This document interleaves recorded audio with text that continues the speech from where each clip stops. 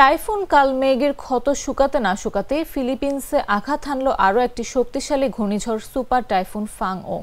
এতে 2 জনের নিহত হওয়ার খবর পাওয়া গেছে। বিদ্যুৎ বিচ্ছিন্ন হয়ে পড়েছে অনেক অঞ্চলে। রাষ্ট্রীয় জরুরি অবস্থা জারি করেছেন প্রেসিডেন্ট ফার্দিনান্দ মার্কোস জুনিয়র।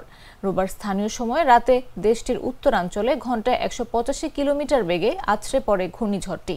ফিলিপিন্সের আবহাওয়া সংস্থা পাগাসার তথ্য অনুযায়ী স্থানীয় সময় রাত 9:10 ফাং-ওং স্থলভাগে আঘাত হানে লুজন দ্বীপের অরোরা প্রদেশে। ঘন্টায় 185 কিলোমিটার বেগে বইতে থাকা ঝোড়ো হাওয়ায় লন্ডভন্ড হয়ে যায় উপকূলীয় অঞ্চল। কেন্দ্রীয় পূর্বাঞ্চলে ব্যাপক বৃষ্টি ও ঝোড়ো হাওয়ায় বিদ্যুৎ সরবরাহ বন্ধ হয়ে যায়।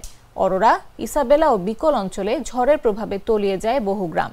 ঝড়ের আগে আশ্রয়কেন্দ্রে নেওয়া হয় অন্তত 10 লাখ মানুষকে। বাতিল হয়েছে শত শত ফ্লাইট। পাশাপাশি বন্ধ ঘোষণা করা হয়েছে কয়েকটি বিমানবন্দর। রাষ্ট্রীয় জরুরি অবস্থা জারি করেছেন প্রেসিডেন্ট ফার্দিনান্দ মার্কোস জুনিয়র। ফাং-ওং স্থানীয়ভাবে উয়ার নামে পরিচিত। আবহাওয়া দফতরের পূর্বাভাস বলছে, সোমবার থেকে উত্তর পশ্চিমে অগ্রসর হয়ে মঙ্গলবারের মধ্যে ঝড়টি তাইওয়ান প্রণালীর দিকে এগোবে। এরপর বৃহস্পতিবার পশ্চিম তাইওয়ানে পৌঁছে ঝড়টি দুর্বল হয়ে পড়ার সম্ভাবনা রয়েছে।